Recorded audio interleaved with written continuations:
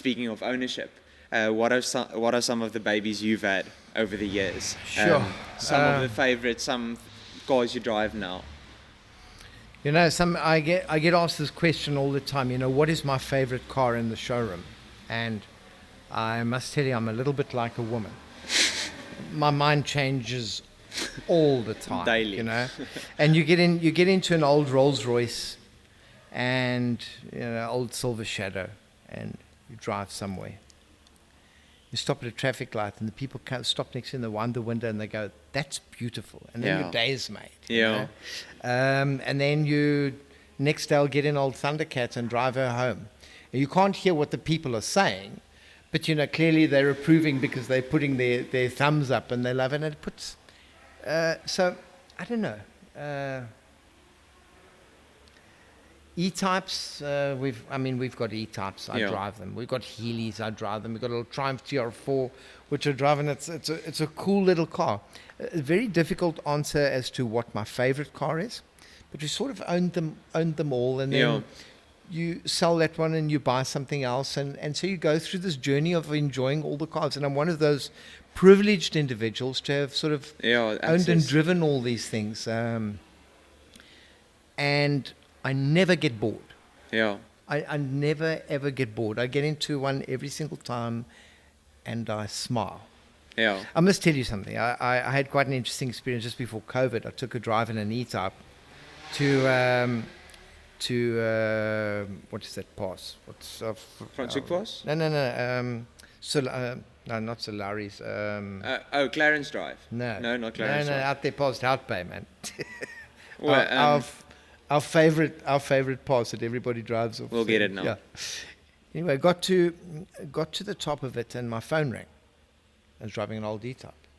It was Sunday lunchtime, and it's one of my mates from Johannesburg.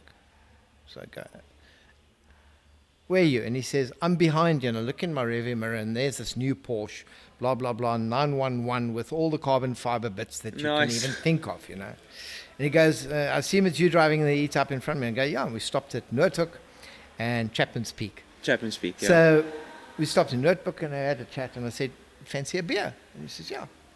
So he goes, we turn around, and we decide we're going to go back to Chapman's Peak Hotel, stop there for a beer together and catch up. Haven't seen each other for a long time. So we pull in at the hotel at the bottom. It's Sunday lunchtime. It's packed. And all of a sudden, everybody stands up on the balcony, and the cameras come out and taking pictures of the E-type.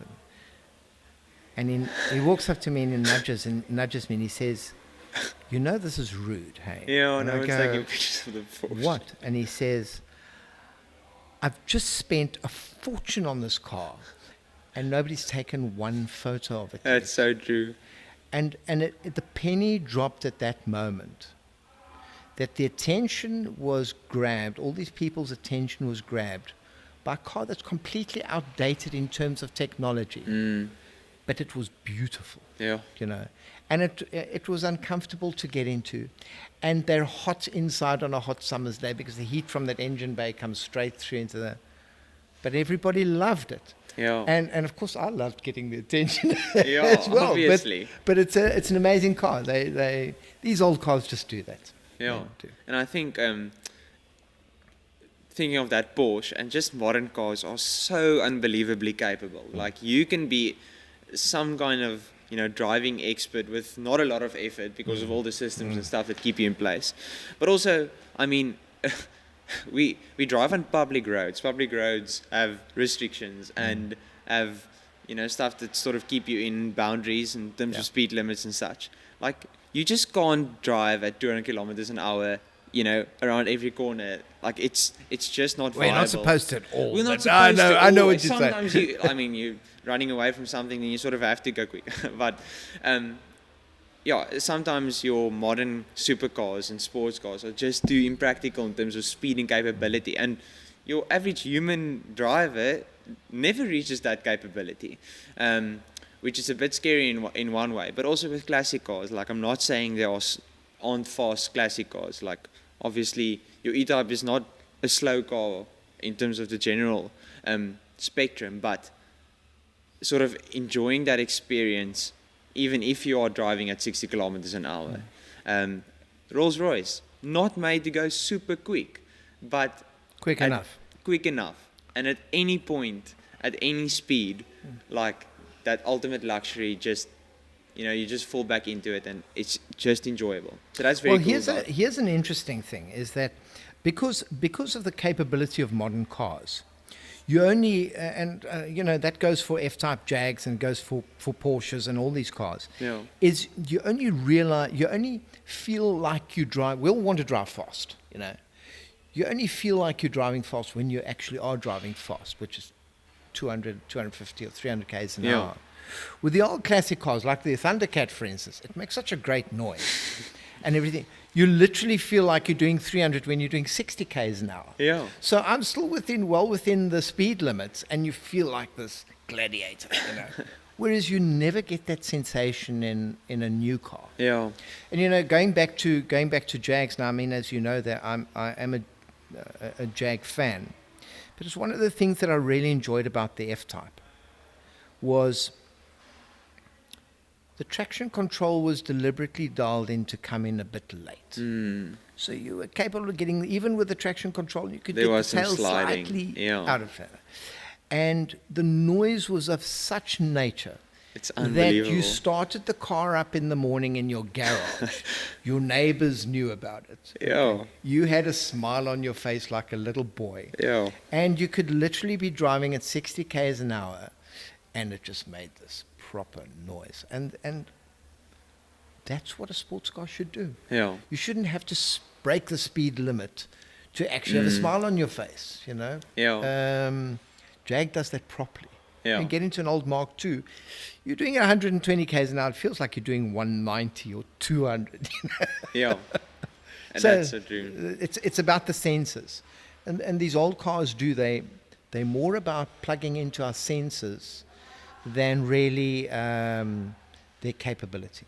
And an interesting thought is also that, in those years when these kind of cars were made, like, I don't think the makers of those cars thought 30 years ahead, saying that people will be thinking of these cars like this, like you're speaking about it. Yeah. That was cars Yeah.